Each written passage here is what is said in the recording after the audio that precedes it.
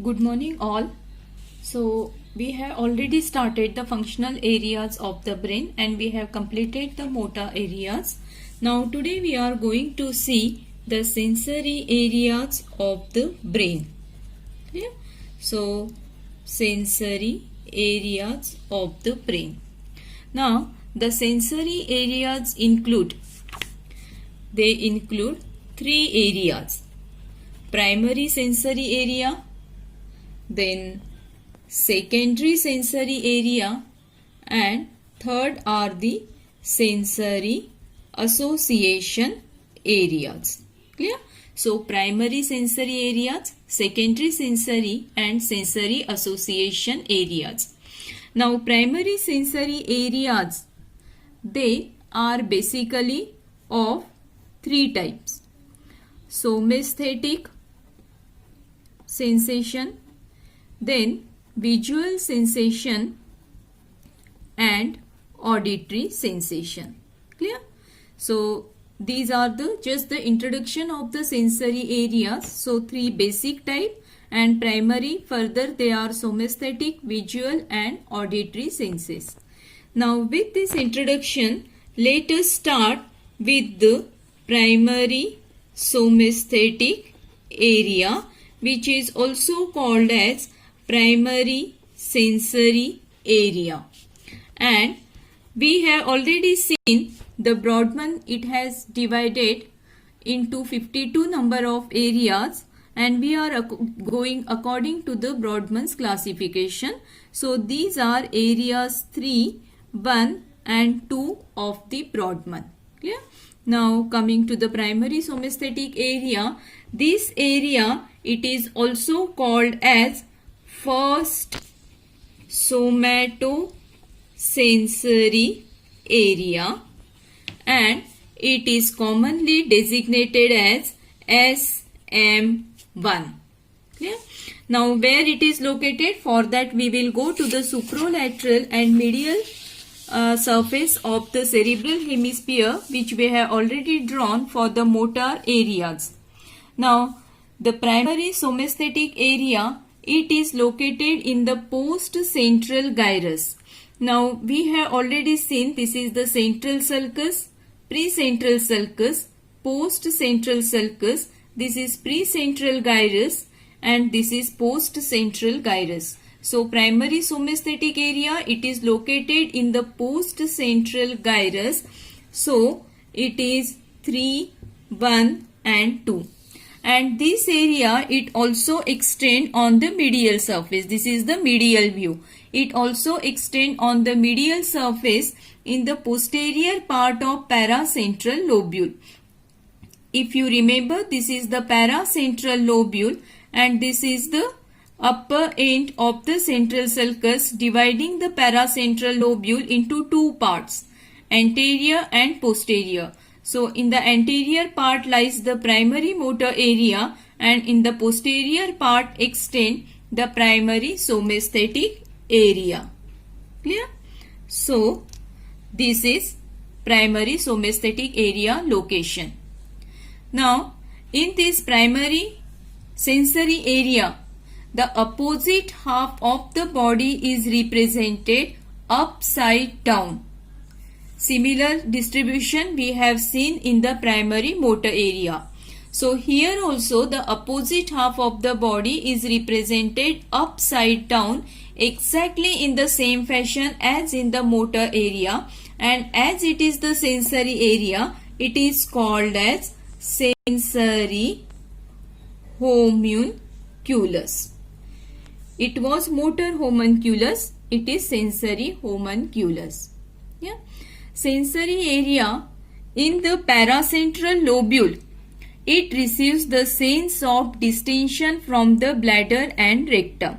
So this is the primary somesthetic area, and it receives the sense of distension from bladder and rectum.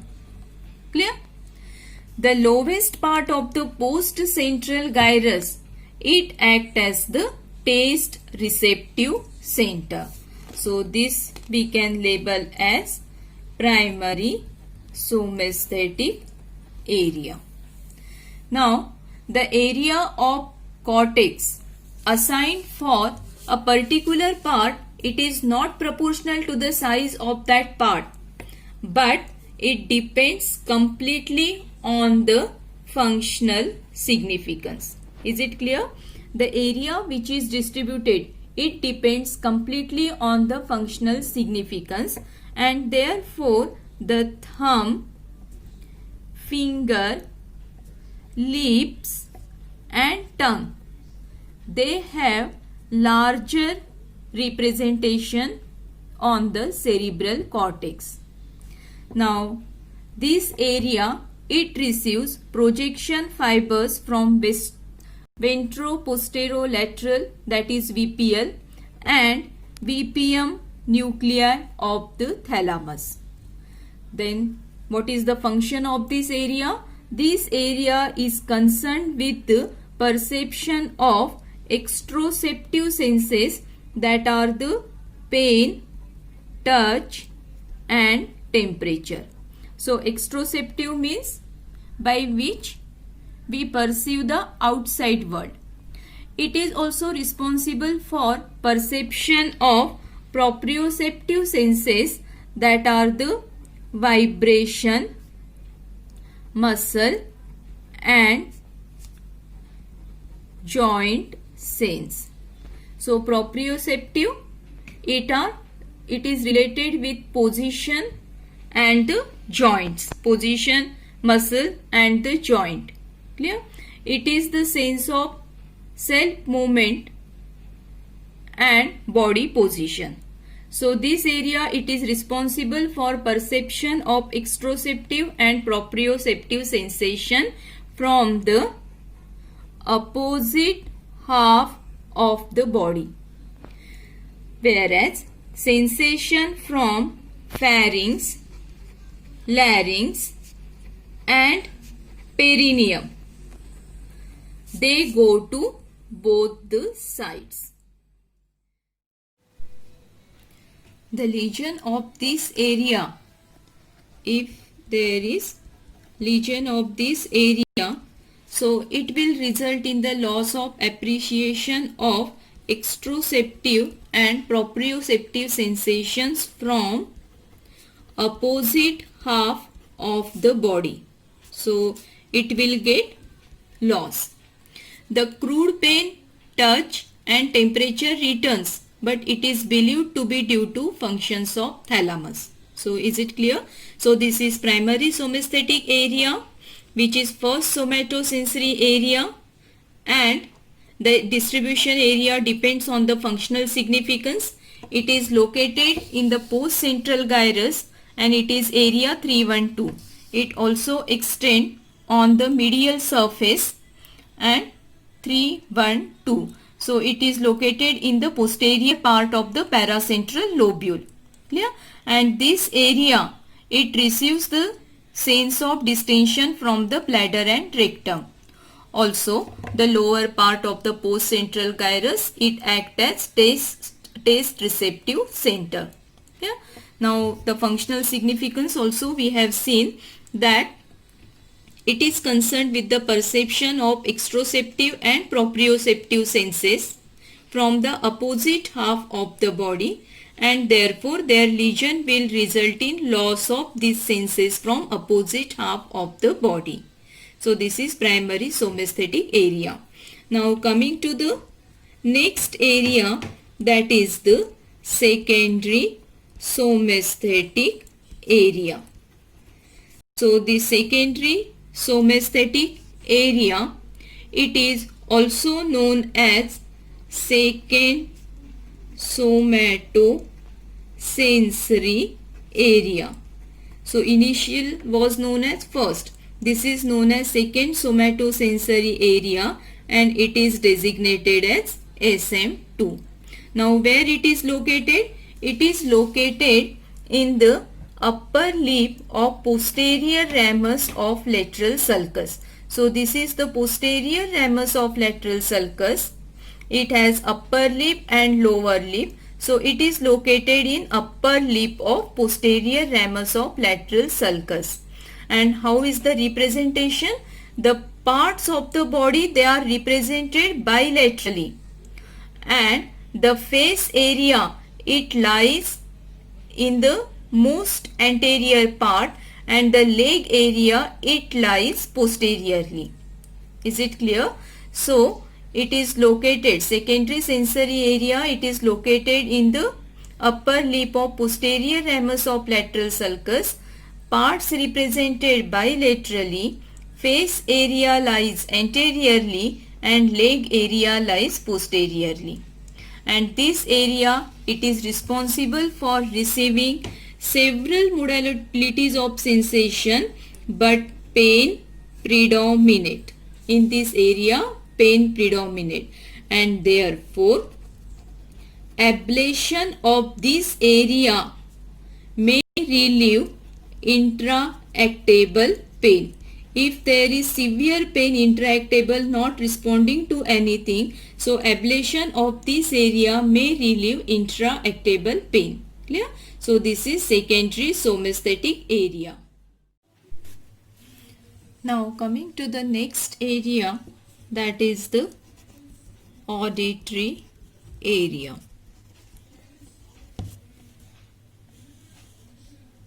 So auditory area, which is responsible for hearing.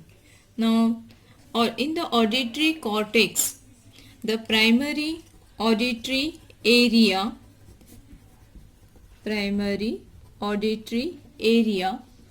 which is Brodmann area number 41.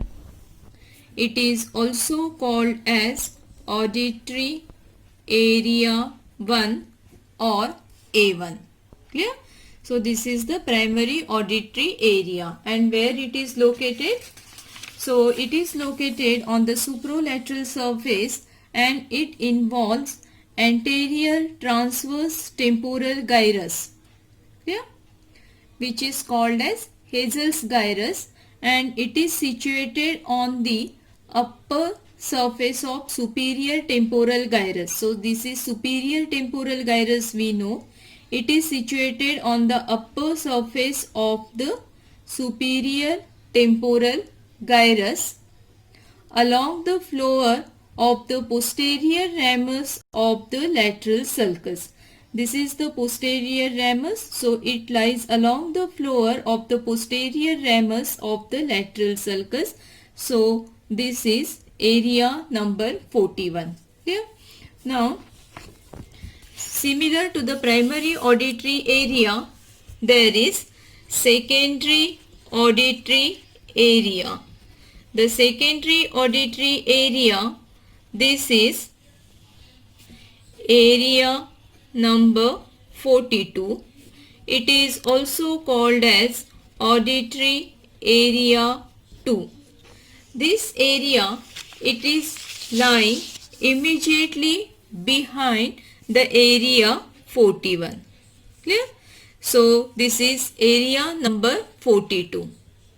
Now both these areas, they are forming the part of the auditory cortex, and they are responsible for receiving the input from medial geniculate body. So they receive the input from medial geniculate body, and the medial geniculate body, it receives the input from organ of Corti. So we have seen the detail of the inner ear. That time we have seen the organ of Corti. So medial geniculate body, it receives the input from organ of Corti of the inner ear from both the side, but mainly from the opposite side. So organ of Corti from both the side, but mainly from opposite side. Clear? So main receiving of sensation is from the opposite side. Now this area, it is concerned with reception of isolated impression of loudness, quality and pitch of the sound. So it is responsible for reception of loudness, quality and pitch of the sound. Simultaneously, it also picks up the source of sound, that is the direction from where the sound comes. Now coming to the lesion of this area. If there is lesion of this area, so there may be unilateral lesion or the bilateral lesion. If there is unilateral lesion, it will result in slight loss of hearing. There will be slight loss of hearing because it is receiving input from the cochlea of both the side. But as we have seen, main receiving is from the opposite side, loss of hearing is greater on opposite side, or loss of hearing is greater in the opposite ear. If there is bilateral lesion, there will be complete cortical deafness. Okay? So it will give rise to complete deafness if there is bilateral lesion. So this is the auditory area. It's unilateral lesion, bilateral lesion we have seen. It is receiving input from the medial geniculate body, which is receiving input from the organ of Corti from both sides, but mainly from the opposite side. And what is its function? It is concerned with reception of loudness, quality and pitch of the sound, and it also detects the source of the sound, that is the direction. Yeah. Now rest of the area of the superior temporal gyrus, it is occupied by higher auditory association area, that is area number 22. And this area 22, it is also called as Wernicke's area. It is also called as Wernicke's area. So this is Wernicke's area and this is the auditory cortex or auditory area, just we have seen. Now area 22 of the Brodmann, it is also called as Wernicke's area, and this area, it is concerned, this area number 22, it is concerned with the interpretation of sounds and comprehension of spoken language. So interpretation of sounds and comprehension of spoken language, very important. Now this such important area, Wernicke's area, and if there is lesion of this area, it will result in the sensory aphasia or word deafness. The lesion will lead to sensory aphasia or it will lead to word deafness. So what happens in this condition? In this condition, the affected individual is unable to interpret the words spoken by himself or by others. So interpretation is not possible as it is responsible for the interpretation of sound. If there is lesion, the affected individual will not able to interpret the words spoken by himself or by others. The patient can speak fluently but using incorrect words frequently, and his speech will contain many meaningless or empty words. Yeah. So this is about the area number 22, that is the Wernicke's area. Now coming to the next sensory area, that is the visual area. So we are going to see first the primary visual area. The primary visual area, it is also called as visuostriate area. It is area number 17 of the Brodmann, and it is also called as visual area 1. Yeah? So this is primary visual area. Where it is located, for that we will again go to the supralateral and medial surface of the cerebral hemisphere. So this primary visual area, that is area 17, it is situated along the lips and walls of posterior part of calcarine sulcus. Now when we have seen the sulci and gyri on the medial surface, we have seen that this is the parieto-occipital sulcus and this is the calcarine sulcus. This is the cuneus and this is the lingual gyrus. So this area 17, it is situated along the lips and walls of calcarine sulcus. So it is situated along the lips and walls of calcarine sulcus, and it also includes cuneus and lingual gyrus. So this is cuneus and this is lingual gyrus. So it also includes part of the cuneus and lingual gyrus. So this is area number 17. Simultaneously, it also extends on the supralateral surface and it is limited by lunate sulcus. We have seen there lies one small sulcus, that is the lunate sulcus, on the occipital lobe near the occipital pole. So area 17, it extends on the supralateral surface and it extends up to the lunate sulcus. So this is area number 17 and this is primary visual area. We can label it as the primary visual area. Clear?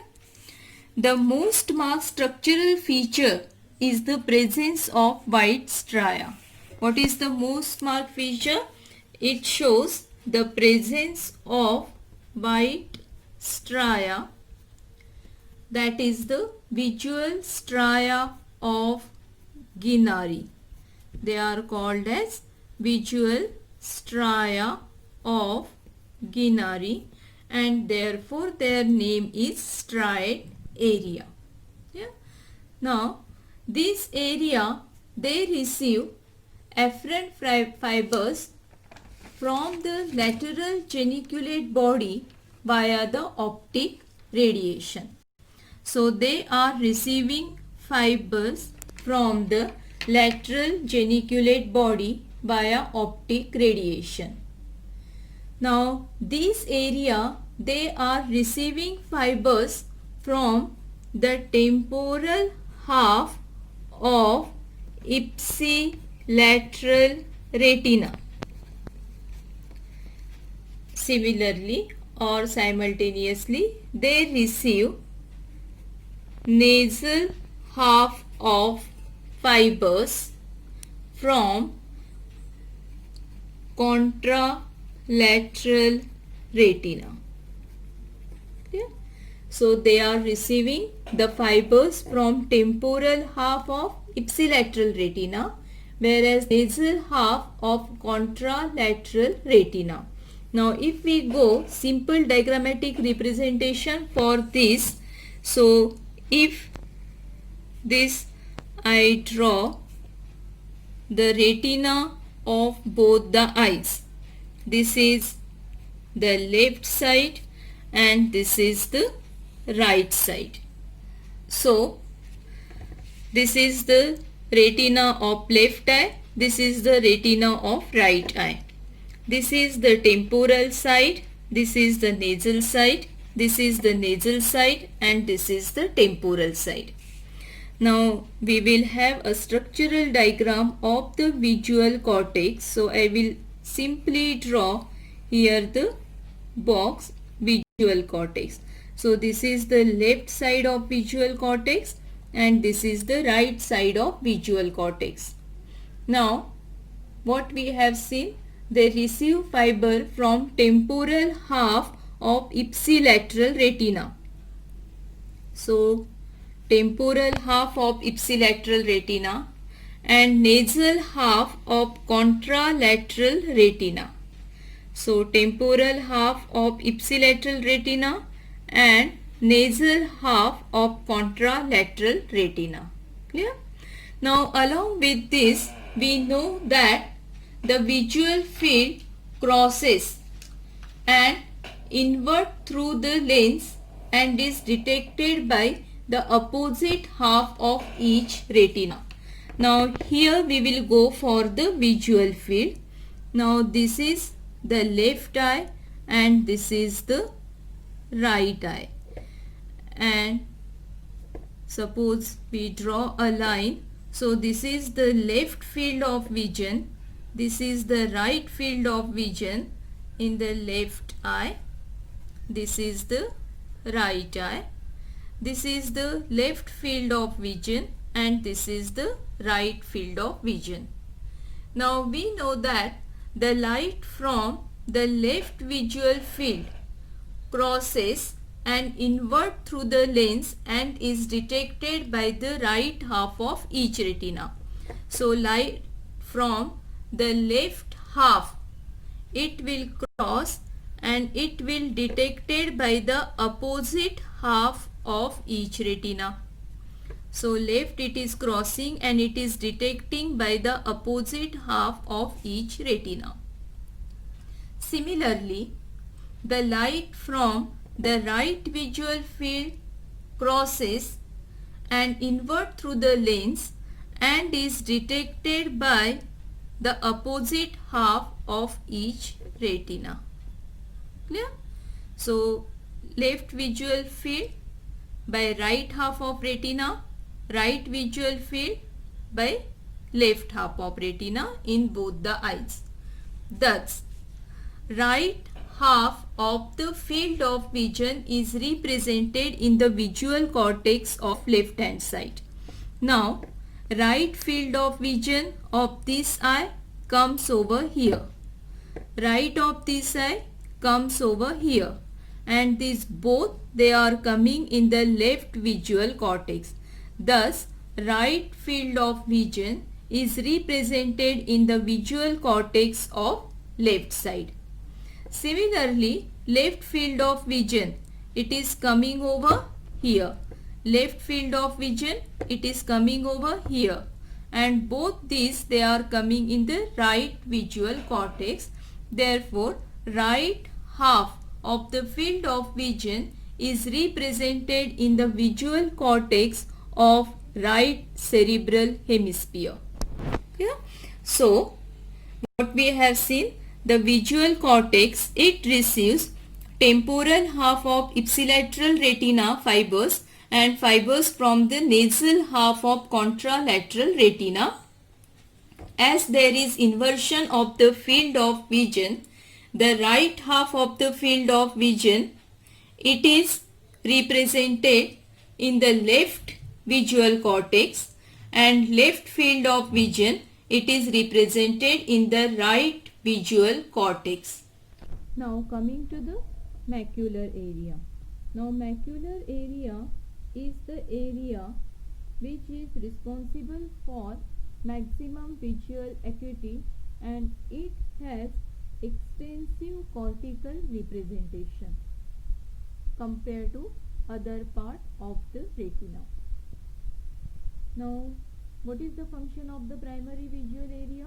So, it is concerned with reception and perception of isolated visual impression like color, size, form, motion, illumination, and transparency of the object.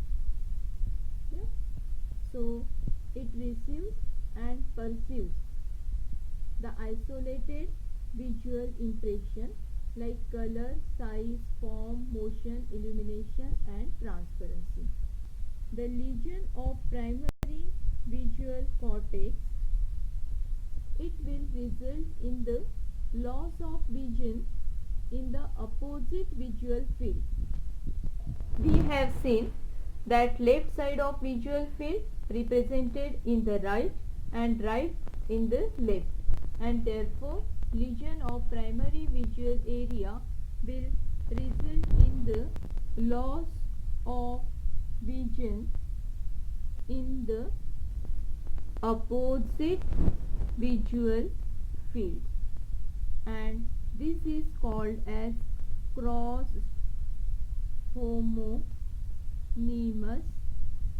hemianopia. As the representation is reverse, there is cross homonymous hemianopia.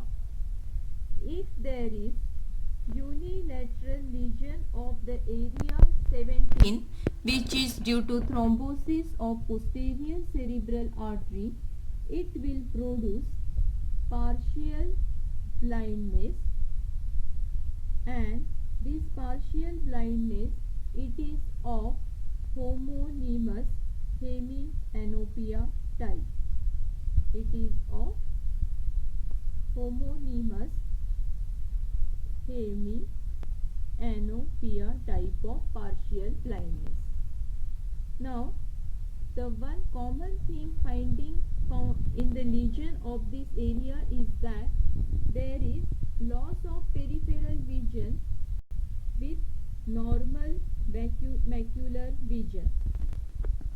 There is loss of the peripheral vision, but macular vision is normal, and this phenomena, it is called as macular sparing. It is called as macular sparing. That means the macular area is spared. This is because of two main reasons. One is that the macular representation, as mentioned earlier, it is far greater than the peripheral part of retina, and therefore occipital lesion must extend for a considerable distance to destroy the macular area. As its representation is larger, the occipital lesion must extend for a considerable distance to destroy the macular area. Second reason is that the lesion of visual cortex, it usually occur due to thrombosis of posterior cerebral artery. The visual cortex, which is responsible for representing the macula, is spared because it is the site where the areas of distribution of posterior cerebral artery and middle cerebral artery meet, and therefore the blood supply to this area continues even if there is thrombosis of the posterior cerebral artery. So these are the two reasons postulated for the macular sparing. Now coming to the next area, that is the visual association area. Visual association area, it is secondary visual area. Secondary visual area, it is area 18 and 19 of the Brodmann. Now among this area 18, it is parastriate area, and it is visual area 2, whereas area 19, it is peristriate area, and it is visual area 3. So these are visual association areas. area 18, 19. Area 18 is parastriate area, visual area 2. Area 19 is peristriate area, visual area 3. And these areas, they are surrounding the primary visual area on supralateral and medial surface. So, this is primary visual area. So, surrounding it, there lies area 18, area 19. Similarly, here, this is area 18 and area 19 on the medial surface. On the supralateral surface, this is area 18 and this is area 19. Yeah. So these are the visual association areas. Area 18 is parastriate and area 19 is peristriate. Now these areas, they receive afferent fibers from the primary visual area. Afferent fibers from primary visual area goes to this visual association area. What is its function? It relates the visual information received from primary visual area to the past visual experiences. Relates the visual information received from primary visual area to the past visual experiences, and thus enabling the individual to recognize and appreciate what he is seeing. Thus, the secondary visual area is responsible for recognition of the objects already seen, as they are responsible for relating it with the past visual experience. They are responsible for recognition of the objects already seen. And if there is lesion of this area, it will result in loss of ability to recognize the object, and this condition is called as visual agnosia. So person will not able to recognize the objects. Now area 18 and area 19, these together form occipital eye field. These two areas, area 18 and 19, area 18 and 19, they together form occipital eye field, and stimulation of this region produces conjugate movement of the eyes.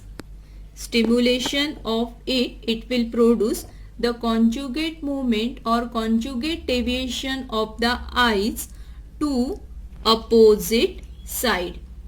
Now this is distinct from the frontal eye field. This we have seen initially, the frontal eye field area 8, but here the conjugate movements are mediated voluntarily. But these two areas, that is this frontal eye field and area 18-19, they are connected by the long association fibers. Yeah? So this is occipital eye field. Now coming to the other functional areas, small functional areas, which we are not going in much detail. The taste area, it is area number 43. So the taste area, it is located in the lower part of the post-central gyrus, and it is the area number 43. Then vestibular area, it is believed that vestibular area, it is located in the post-central gyrus where there is representation of the face. And last is the olfactory area. This is area number 28, and olfactory area, It is located in the anterior part of the parahippocampal gyrus and the uncus.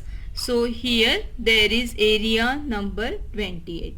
So this is all about the sensory functional areas of the brain. Thank you. Now coming to somesthetic association area, the third area. So somesthetic association area. Now this area, it occupies, where it is located? So it is located in the superior parietal lobule. Now if you remember, when we have seen the supralateral surface, we have seen here the parieto-occipital sulcus, one imaginary line dividing the lobes on the supralateral surface, one imaginary line passing posterior from the posterior ramus of lateral sulcus, and in the parietal lobe we have seen the intraparietal sulcus dividing the parietal lobe into superior parietal lobule and inferior parietal lobule. Now this somesthetic association area, it is located in the superior parietal lobule corresponding to the area 5 and 7 of Brodmann. Is it clear? So this is somesthetic association area corresponding to the area 5 and 7 of Brodmann. Now this area, somesthetic association area, it is concerned with perception of shape, size, roughness and texture of the object. Thus, it enables the individual to recognize the object placed in his or her hand without seeing, just by touching, without seeing. And such ability, it is called as stereognosis. So, identifying the object without seeing, just by touching, it is called as stereognosis, and for it responsible somesthetic association area, which is located in superior parietal lobule 5 and 7. Now the lesion of this area, it will naturally result in inability to recognize or identify an object by its feel. Clear? And this condition, it is called as tactile aphasia. It is also called as a stereognosis. So in this case, patient will not able to recognize or identify an object by its feel. Clear? So this is somesthetic association area. Now coming to the next important area, that is the sensory speech area. So let us start with the sensory speech area. Now the sensory speech area, it is located in the left dominant hemisphere and it occupies posterior part of superior temporal gyrus, angular gyrus and supramarginal gyrus. So let us go back on the sulci and gyri on the supralateral surface. So here we have seen that posterior ramus, it got upturned. There is superior temporal sulcus and inferior temporal sulcus. Now there lies the area surrounding the upturned end of posterior ramus as well as the upturned end of the superior temporal sulcus. This area we have labeled as supramarginal gyrus, and this area we have labeled as angular gyrus. Clear? So sensory speech area, it is located in the posterior part of superior temporal gyrus, angular gyrus, So it will be called as area 39. It is also located in the supramarginal gyrus and it is called as area 40. So these both areas belong to inferior parietal lobule. Clear? Now the angular and the supramarginal gyrus, they are very essential for one important process, that is the learning process, such as reading, writing and computing. So they are very important for reading, writing and computing. So if there is lesion of the sensory speech area, it will result in the wide variety of aphasic disorders. As it is very essential for learning process, reading, writing, computing, its lesion will result in wide variety of aphasic disorders like disability of reading. So patient will not able to read and it is called as alexia. It may result in disability in writing and the condition is called as agraphia. There may be disability in computing and the condition is called as acalculia. There may be disability in recognition of name of the object. So name of the object will not able to recognize. The condition is called as anomia. So there will be wide variety of aphasic disorders, disability of reading, alexia, writing, agraphia, computing, acalculia, recognition of name of objects, anomia.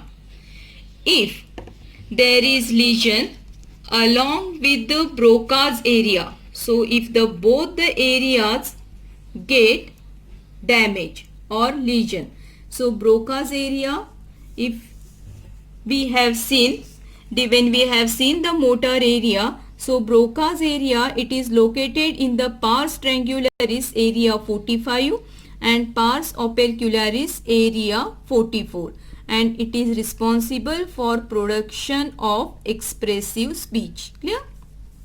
So if both the areas get damage or lesion of both the area, it will result in loss of production of speech as well as in loss of understanding of the spoken and written speech, and its condition is called as global aphasia. So if there is lesion along with the Broca's area, it will result in global aphasia. That means patient will not able to produce the speech as well as not able to understand the spoken and written speech. The condition is called as global aphasia. So this is the sensory speech area, very important for learning process.